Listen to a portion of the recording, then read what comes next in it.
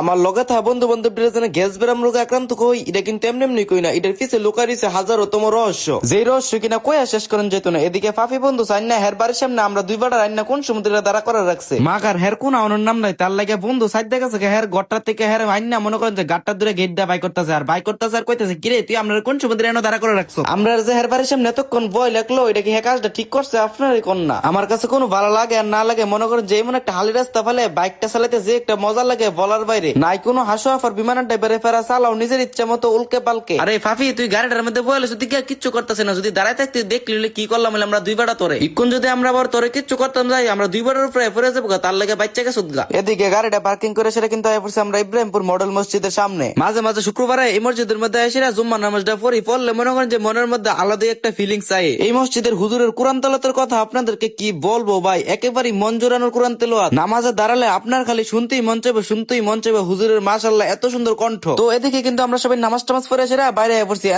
স্পেনিক বয়স আদি আমার গাড়িটা ঠেললে এমনি চাবি ছেড়ে লয়ে যেতেছে গা। এমনি হঠাৎ করে দেখা গেছে শুভ ভাই লাগে, শুভ ভাই হঠাৎ করে কইতেছে আয়রা কেবল আজ আমরা একটা ইফতার পার্টি দিলাই সুডা হডো। আমি কই লন দিয়ালাই তার লাগে কিন্তু আমরা এখন রওনা দিলাইছি আমরা নবীনগরের উদ্দেশ্যে। নবীনগর যেতে যেতে কোনো যারা যারা আমার পেজটা ফলো করছেন না তারা তাড়াতাড়ি ফলো করে রাখেন। আর হ্যাঁ বিশেষ আরেকটি কথা, আমার ভিডিওটি আপনাদের কাছে কেমন লাগে এটা কিন্তু অবশ্যই কমেন্ট করে জানাইতে ভুলবেন না। ফাফি বন্ধু সানি একটু শখ করে সেটা কইছিল বন্ধু লো আমরা একটু ফললে বইতে তো অফিসের তাইগা, তার লাগে আমরা একটু অভদ্রভাবে ভিতরে ঢুকছিলাম। কেডা জানতো আমরা যে ভদ্রভাবে এত সুন্দর করে লাড়ি দাবাইরে বাইক করে দিব। যারে যা বন্ধু তোরা আর ছবি তোলাটা হলো না, একবারই বিতা গেল। এখান থেকে এসেছি আমরা নবীনগরের বিখ্যাত হাজি বিরিয়ানি। হাজি বিরিয়ানির থেকে কিন্তু বিরিয়ানির 10টা প্যাট লয়ে লইতাছি। কল লগে লগে দিয়েছে সামিজ দা বেরে সেটা ফ্যাক্টরির মধ্যে কত সুন্দর করে ভরে লইতাছে। ইফতারের টাইম আর যা যা আবি যাবি লাগে আমরা কিন্তু ইতালে এসে এসেছি বাস স্ট্যান্ড। আমরা রইতেছি মোট 60টা গাড়ি, 60টা গাড়িতে কিন্তু 2টা গাড়ি আইছে আর 2টা গাড়ি হেরার কোনো আওনের নামই নাই। তারা আওয়ার পরে কিন্তু আমরা রওনা দিলাইছি আমরা গন্তব্যস্থলের খুঁজে, দেখা যাক আজ কই যাওয়া যায় ইফতারিটা করার লাগিয়া। ফুলাফাইন্ডির কথা কি আর কইতাম, তার বলে একটা জিনিস লইলে আরেকটা লইতে মন তাহে না। সারাদিন রোজা রেখে ফানিটা আসল ফানিটা হাই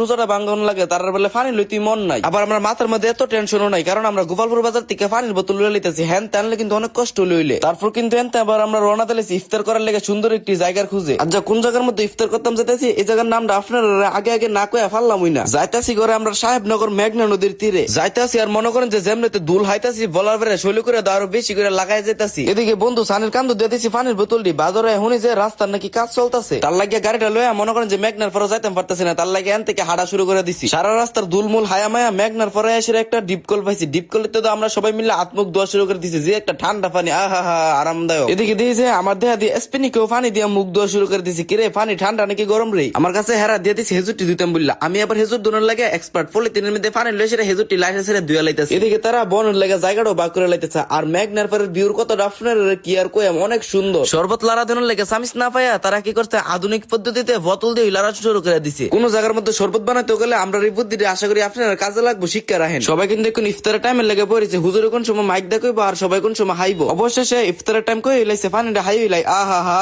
শান্তি। পানি হাইয়া ওই সবাই কিন্তু এদিকে বিরিয়ানি হওয়া দৌড়াইছে, আমি কিন্তু এখন ফেয়ারি হলছি না। এই বিসমিল্লাহ। আরে তুমি তো একটা পাত্র টুকরা না, ভিতরে মনে আরো বেশি পাওয়া যাবো। অনন্ত বিকেলবেলা সবাই মিলে একসাথে এমন একটা পরিবেশের মধ্যে ইফতার পার্টি করলে আসলে কিন্তু অনেক শান্তি লাগে। আচ্ছা যাই হোক আজকের মতন ভিডিওটা পর্যন্ত। তো ভিডিওটা কেমন হচ্ছে অবশ্যই কিন্তু একটি রিয়েক্ট দিয়ে কমেন্টে জানাই যাবেন। আর ভিডিওটা ভালো লাগে থাকলে অবশ্যই একটি শেয়ার করে দিবেন। কোনো যারা যারা আমার পেজটা ফলো করছেন না তারা ফলো করে রাখেন। দেখা হইতেছে নেক্সট ব্লগে। আল্লাহ হাফেজ।